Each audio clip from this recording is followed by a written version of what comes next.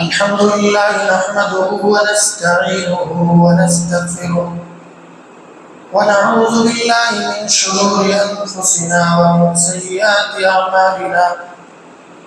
من يهده الله فلا مضل له ومن يضلله فلا هادي له. وأشهد أن لا إله إلا الله وحده لا شريك له وأشهد أن محمدا عبده ورسوله. أما بعد فإن خير الحديث كتاب الله وخير الهدي هدي محمد صلى الله عليه وسلم وشر الأمور محدثاتها وكل محدثة بدعة وكل بدعة ضلالة وكل ضلالة في النار.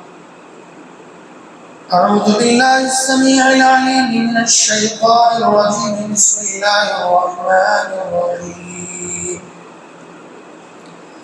يا أيها الذين آمنوا اتقوا الله حق تقاته ولا تموتن إلا وأنتم مسلمون.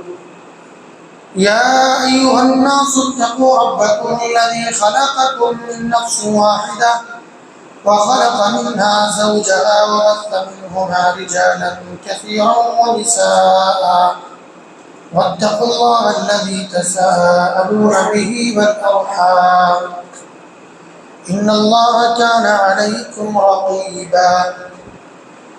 يا أيها الذين آمنوا اتقوا الله وقولوا قولا سديدا يصلح لكم أعمالكم ويغفر لكم ذنوبكم ومن يطع الله ورسوله فقد فاز فوزا عظيما. قال الله تعالى في كلامه المجيد والفرقان الحميد. أعوذ بالله من الشيطان الرجيم.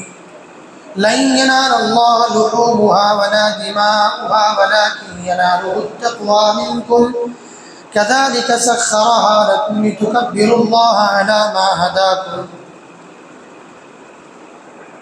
محترم حاضرین جمعہ، دینی و ملی بھائیوں، پردہ نشین ماں اور بہنوں، ہر قسم کی تعریف و توصیف، کبریائی و بڑائی، حمد و ثنا و بزرگی اللہ رب العالمین کی کو لائق و زیبا ہے.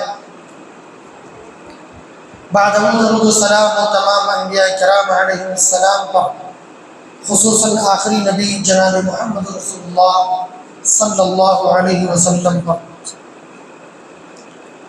محترم حاضرین،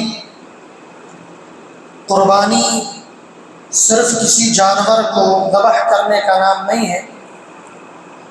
قربانی کسی جانور کو مار کے اس کا خون بہانے کا نام نہیں. قربانی کسی جانور کو کاٹ کے اس کے گوشت سے لطف اندوز ہونے کا نام نہیں. قربانی عید کے دن لذیذ پکوانوں سے شکمسیر ہونے کا نام نہیں. قربانی لذت کام و دہن کا نام نہیں. قربانی گوشت کے مختلف عمدہ ڈشز تیار کر دینا یا اس سے چٹکارا لینے کا نام نہیں. قربانی کے دن صرف ایک جانور ذبح کر دینا ایک ظاہری عمل ہے جو کہ بلا شبہ ایک مستطیع یعنی صاحب استطاعت مسلمان سے مطلوب ہے، مگر اس کا مطلب صرف ذبح ہی نہیں ہے بلکہ اس کا مفہوم ذبح سے کہیں زیادہ وسیع ہے. در حقیقت قربانی ایک فلسفے اور حکمت کا نام ہے جو اپنے اندر بہت سارے اسباق اور دروس سموئے ہوئے ہیں. اس کے اندر بہت سارے اسباق و دروس پوشیدہ ہیں. اسی مناسبت سے آج کے خطبے میں انشاءاللہ قربانی سے نکلنے والے اسباق و دروس ہم کیا اس سے حاصل کر سکتے ہیں، کیا اسباق و دروس ہمیں مل سکتے ہیں، انشاءاللہ اس پر گفتگو کریں گے. اللہ تعالیٰ سے دعا ہے کہ اللہ تعالیٰ مجھے حق بات کہنے اور ہم تمام لوگوں کو اس پر عمل پیرا ہونے کی توفیق عطا فرمائے. محترم حاضرین، قربانی دراصل کہتے کسے ہیں؟ بہت ساری تعریفات کی گئی ہیں، لیکن مختصر یہ ہے کہ اللہ رب العالمین کا تقرب حاصل کرنے کے لیے اللہ رب العالمین کا تقرب حاصل کرنے کے لیے اللہ کی راہ میں کچھ صدقہ و خیرات کرنا، اس کو قربانی کہتے ہیں، چاہے وہ مالی صدقہ ہو یا جانی صدقہ ہو، یعنی چاہے آپ جان قربان کریں یا مال قربان کریں، اس کو دراصل کہتے ہیں قربانی، جس میں اللہ کا تقرب حاصل کرے انسان۔ قربانی کے بہت سارے دروس و اسباق ہیں، ان میں سے سب سے پہلا درس اور سب سے پہلا سبق ہمیں قربانی سے کیا ملتا ہے، وہ یہ ہے کہ قربانی سے اخلاص کا سبق ملتا ہے، اسی طرح توحید کا سبق ملتا ہے۔ کس طرح سے توحید کا سبق ملتا ہے؟ ظاہر سی بات ہے، جب ہم نے تعریف ہی میں کہہ دیا کہ قربانی کا معنی ہی یہ ہے کہ انسان اللہ کا تقرب حاصل کرنے کے لیے کوئی چیز اللہ کی راہ میں قربان کرے، معنی یہ ہوا جب آپ نے یہ کہہ دیا کہ اللہ کا تقرب حاصل کرنے کے لیے، پتہ یہ چلا غیر اللہ کا تقرب حاصل کرنا مقصود نہیں ہے۔ کیا معنی ہوا؟ معنی یہ ہوا کہ قربانی ہمیں توحید کا درس دیتی ہے، جیسے کہ اللہ رب العالمین نے قرآن مجید کے اندر کہا قل ان صلاتی ونسکی ومحیای ومماتی للہ رب العالمین، اے نبی کہہ دیجئے میری نماز، میری قربانی، میرا جینا اور میرا مرنا سب کچھ اللہ رب العالمین کے لیے۔ میری نماز یعنی میں جو نماز پڑھتا ہوں وہ بھی صرف اللہ کی خوشنودی کے لیے، اللہ کی رضا کے لیے، اللہ کو راضی کرنے کے لیے۔ میں جو قربانی کرتا ہوں، میں جو اللہ کے راہ میں خرچ کرتا ہوں، میں جو صدقہ و خیرات کرتا ہوں، وہ بھی صرف اور صرف اللہ رب العالمین کے لیے۔ میرا مرنا بھی اللہ کی راہ میں، میرا مرنا بھی صرف اللہ کے لیے، میرا جینا بھی صرف اللہ کے لیے۔ تو اس آیت کریمہ سے معلوم ہوا کہ قربانی بھی ہمیں توحید کا درس دیتی ہے، اخلاص کا درس دیتی ہے۔ معنی یہ ہوا کہ خالص اللہ کے لیے قربانی کرنا ہے، کسی کو دکھانا، کسی کے لیے، کسی کو دکھانے کے لیے، ریا و نمود کے لیے، معاشرے میں ہمارا نام ہو، لوگ کیا کہیں گے اگر ہم قربانی نہیں کریں گے، اگر یہ ساری چیزیں ہمارے ذہنوں میں ہیں تو اس کا معنی یہ ہوا کہ یہ قربانی اللہ کو مطلوب نہیں ہے۔ آج کل آپ دیکھیں جو لوگ صاحب استطاعت ہیں وہ قربانی کرتے ہیں، جو صاحب استطاعت نہیں ہے وہ اس ڈر سے قربانی کرتے ہیں قرض وغیرہ لے کر کے کہ کہیں ہمیں معاشرے والے برا بھلا نہ کہیں، لوگ ہمیں کیا کہیں گے۔ تو یہاں پر ڈر اللہ کا نہیں ہے، خوشنودی اللہ کی نہیں ہے، رضامندی اللہ کی نہیں ہے، بلکہ معاشرے کا ڈر ہے، خوف ہے کہ لوگ رشتہ داروں کا ڈر ہے، پڑوسیوں کا ڈر ہے، کہ لوگ کیا کہیں گے کہ فلانوا قربانی نہیں کیا، فلاں قربانی نہیں کیا۔ تو اس ڈر سے اگر کوئی قربانی کرنے جا رہا ہے یا کرنے کا ارادہ کیا ہے تو اللہ کے واسطے اس سے گزارش کروں گا کہ وہ اپنی قربانی روک دے، نہ کرے اگر اس ڈر سے ہے۔ لیکن اللہ کی رضا کے لیے ہے، اللہ کی خوشنودی کے لیے ہے، صاحب استطاعت نہیں ہے، ممکن ہے کہ وہ قرض چکا دے، قرض لے، لیکن اس کے اندر یہ استطاعت ہے کہ وہ قرض کو چکا دے گا تو وہ قرض لے کر بھی قربانی کر سکتا ہے، لیکن رضا اور خوشنودی اللہ کے لیے ہے، اللہ کو راضی کرنے کے لیے ہونی چاہیے۔ اس کے اندر یہ جذبہ ہو کہ میں قربانی کروں گا رب کو راضی کرنے کے لیے، گرچہ میں قرض لے کر ہی کروں گا، بعد میں اس کی ادائیگی کر دوں گا انشاءاللہ، پھر اس میں کوئی حرج نہیں ہے۔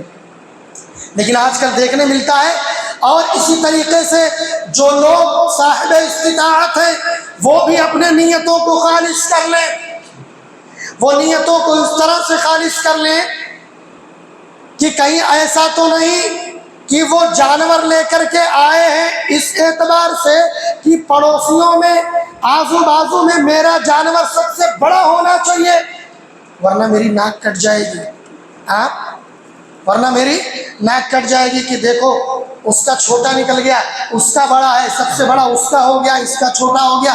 آج کل یہ بہت زیادہ چل رہا ہے، بہت زیادہ چل رہا ہے، یہ ساری چیزیں اتنی طول پکڑ چکی ہیں جس کی کوئی حد نہیں۔ ہر آدمی آزو بازو دیکھ کر کے لا رہا، میرا چھوٹا نہیں ہونا چاہیے، اب میں سب سے بڑا کروں گا تاکہ معاشرے میں میرا نام چلے، فلاں حاجی صاحب بہت بڑا بکرا ذبح کیے، فلاں حاجی صاحب بڑے جانور کی قربانی اکیلے کر ڈالے، حصہ کسی کو نہیں، اکیلے سارا کر ڈالے۔ یہ اگر ریاء و نمود ہے، نام اور شہرت کے لیے ہے، تو وہ قربانی اللہ کے یہاں قابل قبول نہیں۔ پھر ایک بار بڑی ذمہ داری کے ساتھ کہہ رہا ہوں، وہ قربانی اللہ کے یہاں قابل قبول نہیں ہے جو دوسروں کو دکھاوے کے لیے، شہرت کے لیے، برتری کے لیے، معاشرے میں لوگوں میں اپنا نام پیدا کرنے کے لیے اگر قربانی کی نیت آپ نے کی ہے تو آپ ایسی قربانی سے باز آ جائیے، اپنے نیتوں کو خالص کر لیجئے۔ یہ قربانی ہمیں درس دے رہی ہے۔ قل ان صلاتي ونسكي ومحياي ومماتي لله رب العالمین۔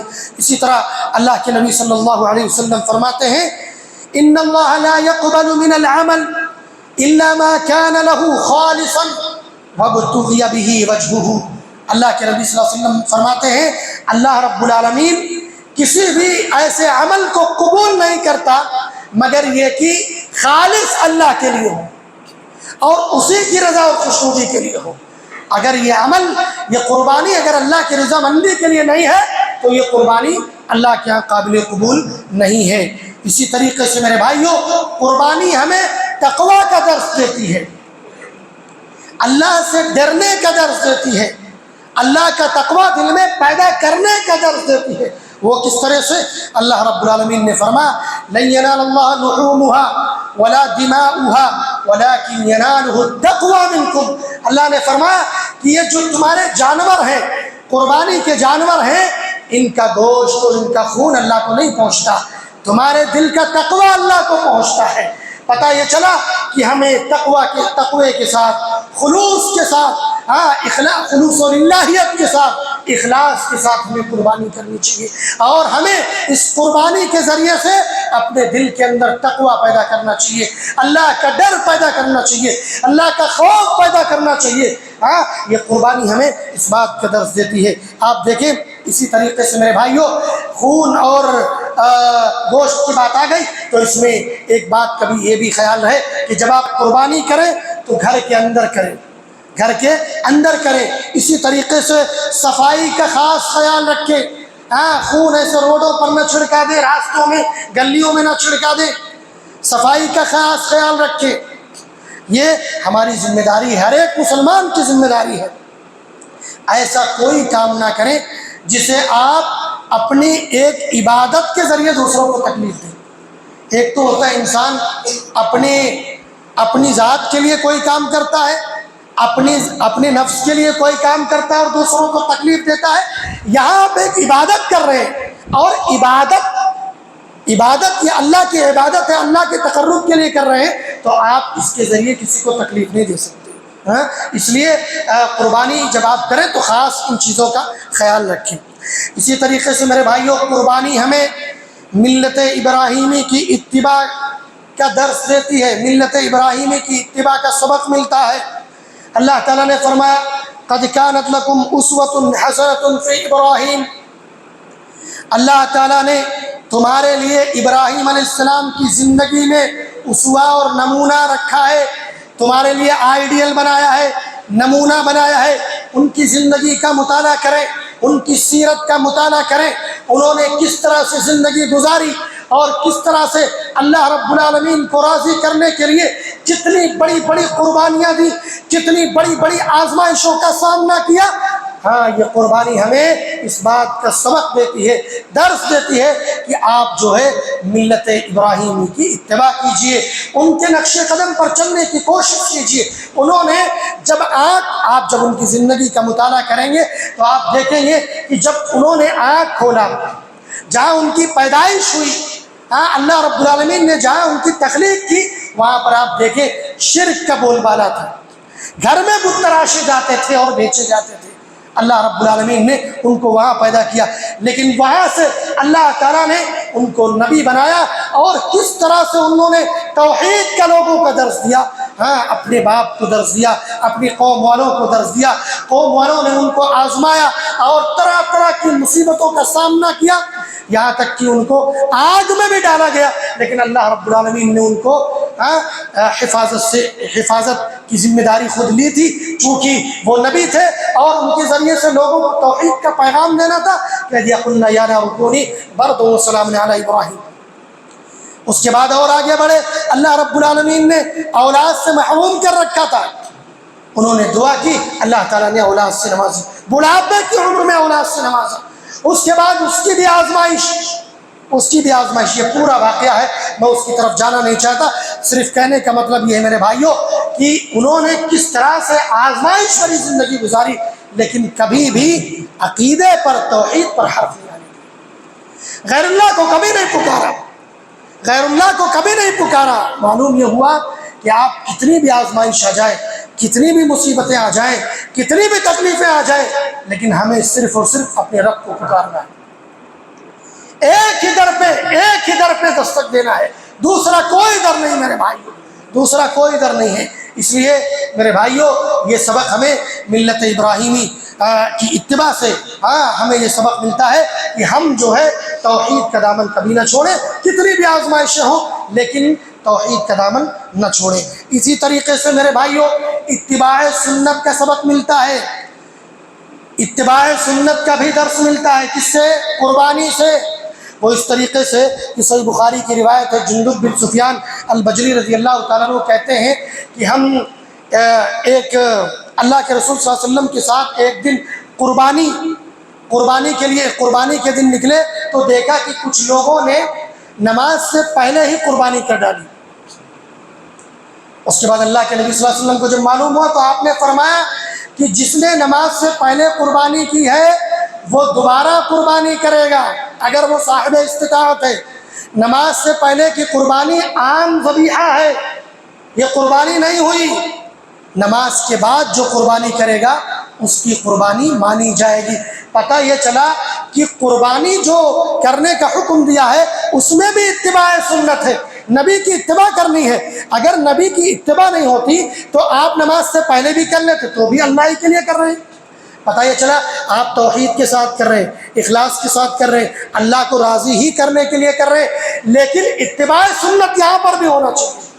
جی ہاں، اسی لیے ہمیشہ آپ نے جملہ سنتے ہوں گے کہ کسی بھی عمل کی قبولیت کے لیے دو اہم شرطیں ہیں، ایک تو اخلاص ہے یعنی وہ عمل اللہ کے لیے ہو، دوسرا وہ عمل نبی کے سنت کے مطابق ہو، نبی کے طریقے کے مطابق ہو۔ یہاں پر دیکھیں اخلاص ہے، اللہ کی رضامندی مقصود ہے، اللہ کو راضی کرنا مقصود ہے، لیکن اتباع سنت نہیں ہے۔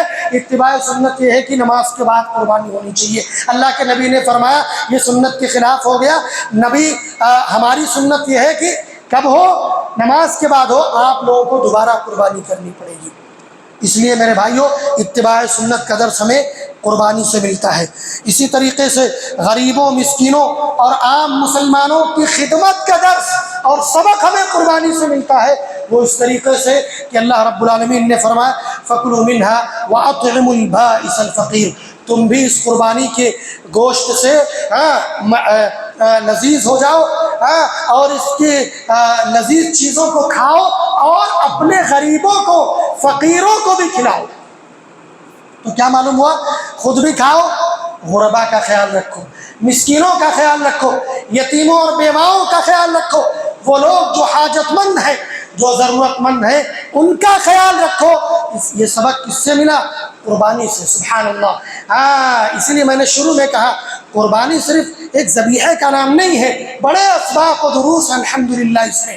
ایک سبق یہ بھی ہے کہ آپ اپنی خوشیوں میں اپنے غریبوں کو، اپنے غریب مسلمانوں کو، مسکینوں کو، یتیموں کو اور جو بھی حاجت مند ہیں ان کو آپ اس میں شامل کیجیے، اس میں شامل کیجیے۔ اللہ کا حکم ہے فَكُلُوا مِنْهَا وَأَطْعِمُوا الْبَائِسَ الْفَقِيرَ۔ ایک اور آیت میں ہے فَكُلُوا مِنْهَا وَأَطْعِمُوا الْقَانِعَ وَالْمُعْتَرَ، تم بھی کھاؤ اور جو لوگ قناعت پسند کرنے والے یعنی غریب لوگ ہیں ان کو بھی کھلاؤ، اور کچھ ایسے بھی ہیں جو آپ کے سامنے ہاتھ نہیں پھیلاتے ہیں، ان کو بھی کھلاؤ، معلوم کر کے کھلاؤ۔ غربا کی دو قسمیں ہیں، ایک وہ غریب ہوتے ہیں جو آپ کے سامنے ہاتھ پھیلا دیتے ہیں، لیکن کچھ ایسے ہوتے ہیں جو کتنی بھی مصیبتیں کاٹ لیں لیکن آپ سے کہیں گے نہیں۔ آپ اسی کو اللہ رب العالمین نے یہاں کہا فَكُلُوا مِنْهَا وَأَطْعِمُوا الْقَانِعَ وَالْمُعْتَرَ، دونوں قسموں کو بیان کیا۔ جو ہاتھ آپ کے سامنے پھیلا دے ان کو بھی کھلاؤ، اور جو نہ پھیلائے اس کے بارے میں معلوم کرو، اس کو کھلاؤ۔ ایسے ہی ایک دوسری آیت میں بھی اللہ نے کہا لِلسَّائِلِ وَالْمَحْرُومِ، وہ سائل جو آپ کے سامنے ہاتھ پھیلا دے، اور والمحروم سے مراد وہ لوگ ہیں جو آپ کے سامنے ہاتھ نہیں پھیلاتے ہیں۔ تو دونوں قسم کے لوگوں کو آپ اس میں شامل کیجئے۔ یہ قربانی سے ہمیں سبق اور درس ملتا ہے الحمدللہ۔ اسی طریقے سے ایک سبق یہ بھی ملتا ہے کہ قربانی کے جانوروں پر شفقت کیجیے۔ اب آپ کہیں گے یار جب ہم ذبح ہی کر دے رہے تو شفقت کیسی؟ ہاں، مہربانی کیسی اس میں؟ نہیں، اس میں بھی ہے شفقت۔ اللہ کے نبی صلی اللہ علیہ وسلم فرماتے ہیں، صحیح بخاری کی حدیث ہے، آپ نے فرمایا وَإِذَا ذَبَحْتُمْ فَأَحْسِنُوا الذِّبْحَ وَلْيُحِدَّ أَحَدُكُمْ شَفْرَتَهُ فَلْيُرِحْ ذَبِيحَتَهُ۔ جب تم اپنے جانور کو ذبح کرو تو اچھی طرح ذبح کرو، اور ذبح کرنے سے پہلے چھری کو تیز کر لو اور اپنے ذبیحے کو آرام پہنچاؤ۔ شفقت ہے کہ نہیں ہے؟ اس کو تڑپاؤ مت، اس کو پریشان مت کرو کہ آدھے میں کاٹ دو اور اس کے بعد چھری تیز نہیں تھی، اس کے بعد وہ تڑپڑایا، لوگوں نے چھوڑ دیا، کٹا کٹا گھوم رہا ہے۔ ایسے کئی واقعات دیکھنے میں آتے ہیں۔ تو اللہ کے نبی صلی اللہ علیہ وسلم کی واضح حدیث ہے، گویا کہ بہت بڑی گائیڈ لائن ہے کہ آپ جو ہے قربانی سے پہلے چھری کو تیز کر لیجئے، اپنے ذبیحے کو آرام پہنچائیے، شفقت کیجئے اس پر۔ ایک اور سبق یہ ملتا ہے کہ قربانی سب سے عمدہ مال خرچ کرنے کا سبق دیتی ہے۔ کیسے؟ اللہ رب العالمین نے قرآن مجید میں کہا لن تنالوا البر حتى تنفقوا مما تحبون، تم نیکی اس وقت تک نہیں پا سکتے جب تک تم اپنا محبوب مال نہ خرچ کرو۔ یہی قربانی میں بھی ہے۔ اللہ کے نبی صلی اللہ علیہ وسلم کی وہ حدیث ہے اربع لا تجوز في الاضاحی العوراء بین عورها والمریضة بین مرضها والعرجاء بین ضلعها والکثیر التي لا تنقض۔ صحیح حدیث ہے، اللہ کے نبی صلی اللہ علیہ وسلم نے فرمایا 4 قسم کے جانور ذبح کرنا جائز نہیں ہے۔ پہلی چیز کیا ہے؟ کہا کہ ایسا کانا جس کا کاناپن ظاہر ہو، ایسا کانا جس کا کاناپن ظاہر ہو، اور ایسا مریض جس کا مرض ظاہر ہو، کوئی بھی مرض ہو وہ بالکل ظاہر ہو کہ مریض ہے۔ اسی طریقے سے ایسا لنگڑا جس کا لنگڑاپن ظاہر ہو، ایسا لاغر اور کمزور جس میں گوشت نہ ہو، صرف ہڈیاں ہڈیاں ہوں۔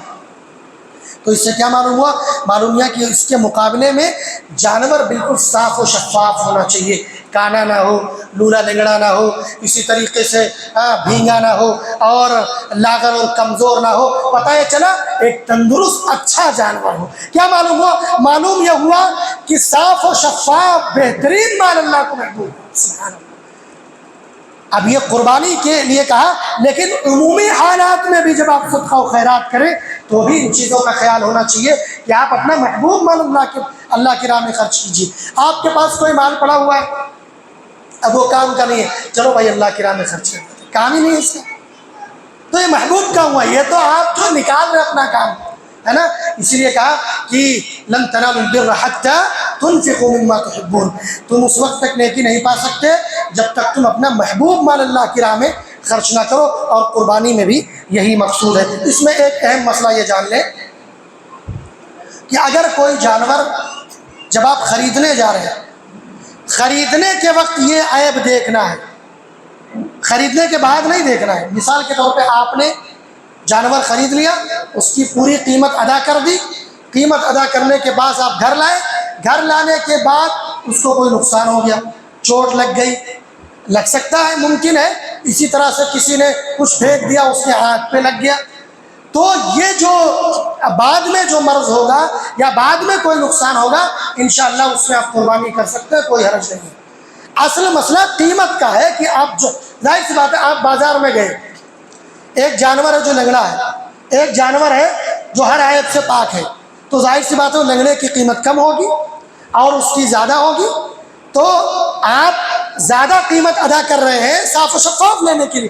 آپ لانے کے بعد اگر آپ لائے تو پھر انشاءاللہ اس میں اگر کوئی مرض ہو جاتا ہے، کوئی چوٹ لگ جائے، کچھ بھی ہو جائے تو انشاءاللہ کوئی حرج نہیں ہے، آپ جانور کی قربانی کر سکتے ہیں۔ ایک اور مسئلہ اس سے جڑا ہوا وہ یہ ہے کہ بڑے جانور میں پہلی بات تو یہ جان لیں کہ بھینس کی قربانی جائز نہیں ہے، صرف اور صرف گائے کی قربانی جائز ہے۔